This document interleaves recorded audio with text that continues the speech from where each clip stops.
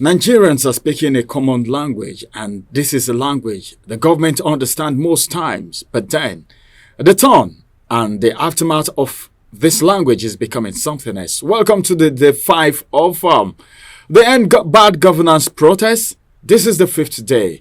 In Port Harcourt this morning, we heard that they were asked to meet at the Secretariat. In Lagos, we heard that there was a convergence at the Ojota area of Lagos State. And in other parts of Nigeria too, just a pocket of individuals actually mounting to get ready for the protest. But then, let's quickly look at what the protest has actually resulted to. The participation and the level of participation. My name is Ramsey, and this is The Review. Joining me on the conversation today is Michael. Okay, good morning, Michael. Good morning, Ramsey. How has it been? How has the protest been? How was it in your area? Did you participate? Yeah. The first day I did a little participation because I was at the military scene at the barracks, and some of my friends that came in were already at the forefront. I just sat behind and because I was already tired, it was a Thursday morning, I wanted to see how Nigerians would react to the first day. I knew it would be vigorous and rigorous. The first day is always intense. For anything that happens in Nigeria, first day is intense. First day, yeah. That intensity that I envisaged actually happened. We saw shootings around Airport Road, the axis of Bega, car wash, very popular. The Lubu Airport axis heading towards the airport. I also had gunshots around Maraba, Yanya axis, Nasarawa State. But I was at the barracks, and then, instead of being at where the gunshots are going sporadically, because of course people were victims. You took shelter. Of course, people were victims of stray bullet. Going to stay in the barracks, meaning you just went to take shelter. I went to rest. And you went to hide. When others are on the street, you are in the barracks. I participated. And ran I participated intelligently. But then let's talk about the participation now. Level. How? What's your assessment of the level of participation? Because we heard in some part of the east there were no people at all. I spoke with someone yesterday about the protest from Benue State, and the person said, was there protest in Benue State at all? And in some other parts of Nigeria too. What would you have to say about that? Can we say at this point that Nigerians don't have one voice? And you saw how everything played out. Some persons were actually, allegedly, all right, asked or maybe instigated. I don't know the right word to use. I don't want to say they were paid, but that was what some people said. I didn't investigate it. Yeah. Because even this morning when I was coming, some persons were indicting some people in government. I just overheard that they were given certain amount of money and put in buses to go and do what, but I don't know how true that is. What would you have to say about unity in Nigeria as far as this protest is concerned?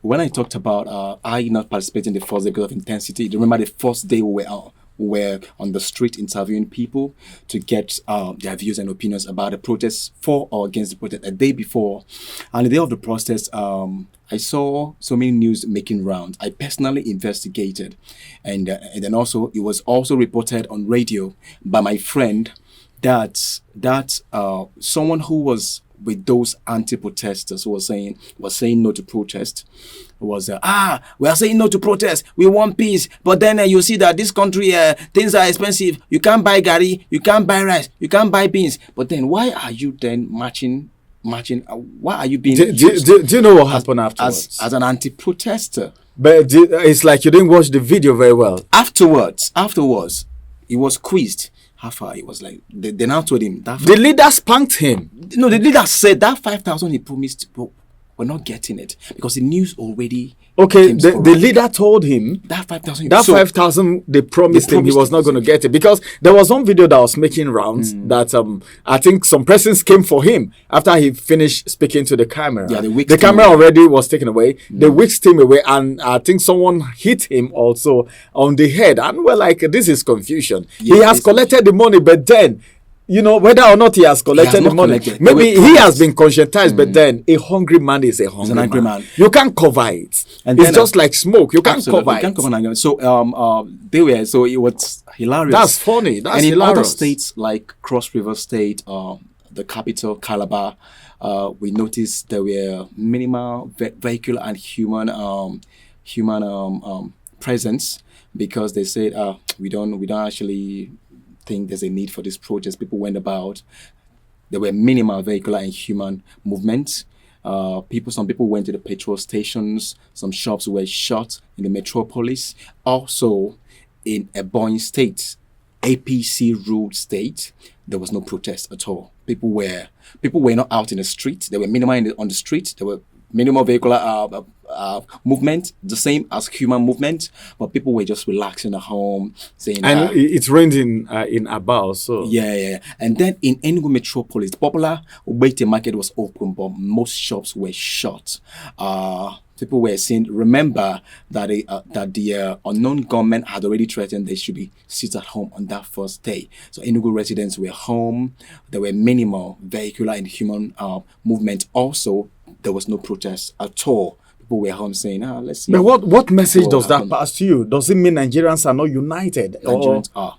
Remember that we spoke about last year when the Ohanes Ndibo came out outrightly and said we're not the ones that compelled Obi to provoke Nigerians to protest. Obi came out and rebuked and said, I did not pay anyone to go and protest. I simply said what I am supposed to say as a concerned citizen of this country, that it is high time that we speak about these things that are bothering us in our heart. Hunger, subsidy, employment insecurity, no food, no electricity, and then all that. But then also remember that in his states, Anambra metropolis like Awka, Nnewi, Ekulobia, specifically the states, people didn't go to work. Local government. Yeah, there were also local government. There were also minimal vehicular and human movements. But we saw people in bars, restaurants, drinking beers, chanting anti-protest songs, and then a correspondent met a particular bus driver, Nicholas Ibe, and he said, "Why are you guys not protesting?" Nicholas said, "We're not protesting because we just put food on our table. If we protest, it will affect us financially. If we go to protest." That is the mentality. And that reminds me of the fact that some persons will always tell you, Nigerians, the reason why Nigerians are easily maneuvered and manipulated and conscientized is poverty. By the time you give them something small, no matter how small it is, they will want to dance to the tune of your own music to the detriment of their own selves. Their own self and so on. And also we saw in Imo State, remember the unknown gunmen and the Eastern Security Network had already threatened the residents in Imo. Owerri, capital of Imo State, don't go nowhere. So Imo residents were indoors all through Thursday and Friday.